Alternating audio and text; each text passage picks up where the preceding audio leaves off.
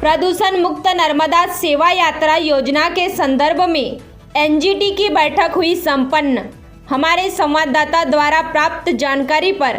बैठक संयोजक अनिल पाचौरी ने बताया कि नर्मदा में मिल रही गंदगी को रोकने शुरू की गई नर्मदा सेवा यात्रा योजना पर नेशनल ग्रीन ट्रिब्यूनल ने 4 वर्ष पूर्व 6 नवंबर 2017 को विस्तृत आदेश जारी किए थे, लेकिन अब 16 जुलाई 2021 को मध्य प्रदेश प्रदूषण नियंत्रण बोर्ड द्वारा प्रस्तुत रिपोर्ट से प्रमाणित हुआ है कि 4 वर्ष बीतने के बाद भी नर्मदा में भारी मात्रा में गंदगी मिलना जारी है। एनजीटी ने आदेश दिए थे कि नर्मदा सेवा यात्रा योजना के तहत प्रत्येक विभाग द्वारा किए गए कार्य की प्रगति की रिपोर्ट हर एक 3 माह में दिसंबर, जून तथा सितंबर के अंत में सौंपी जाना चाहिए, किंतु यह तिमाही रिपोर्ट सौंपना बंद हो गया है। अनिल पाचौरी की अध्यक्षता में बैठक आयोजित कर निर्णय लिया गया कि ग्वारी घाट, तिलवारा घाट, भेड़ा घाट, मंडला, डिंडोरी, नरसिंहपुर क्षेत्रों में नर्मदा सेवा यात्रा योजना में शासन से सहयोग किया जाएगा। एमपीसीजी 24 न्यूज़ एक्सप्रेस के लिए जिला ब्यूरो चीफ राजकुमार यादव के साथ कैमरामैन जयराज चौधरी की रिपोर्ट। गंदे नाले मिल रहे हैं, उससे संबंधित जो नर्मदा सेवा यात्रा जो उनका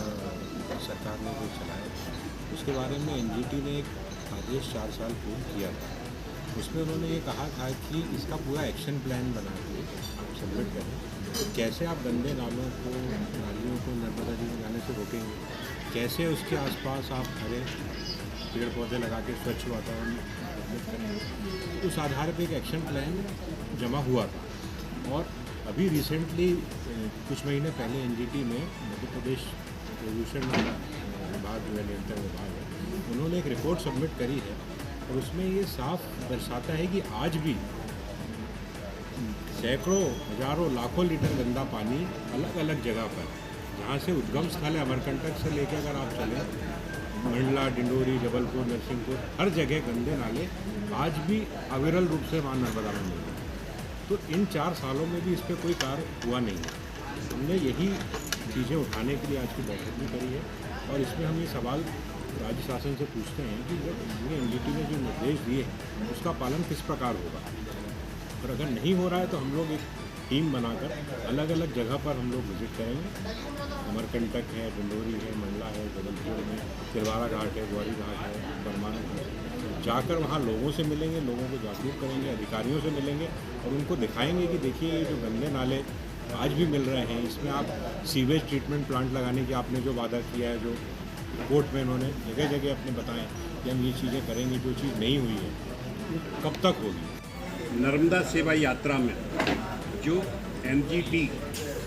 का निर्देशन था उसके अंतर्गत कार्य हुए हैं या नहीं हुए, या हुए हैं तो कितने हुए और उनको कैसे होने चाहिए, उस संदर्भ में हम लोगों ने की है। और हमारा यही कहना है आगे तक हम लोग शासन से ये चाह रहे हैं कि जो एनजीटी का निर्देशन था जिसके अनुसार नर्मदा सेवा यात्रा जो हुई थी उसमें जिस तरीके से वृक्षारोपण किए गए थे, गंदे नालों को, नालियों को से नर्मदा जी को सुरक्षित किया गया था, क्या वो कार्य उस अनुसार हुए हैं या नहीं हुए। अगर हुए हैं तो उनकी प्रगति क्या है, इसके बारे में हमारी संस्था ये जानना चाहती है। दूसरी चीज़ हम ये चाहते हैं कि जो पौधे लगाए गए हैं नर्मदा सेवा यात्रा के अंतर्गत, जो पौधे लगाए गए हैं वो नर्मदा किनारे की जो जलवायु है उसके अंतर्गत लगे हैं कि नहीं लगे,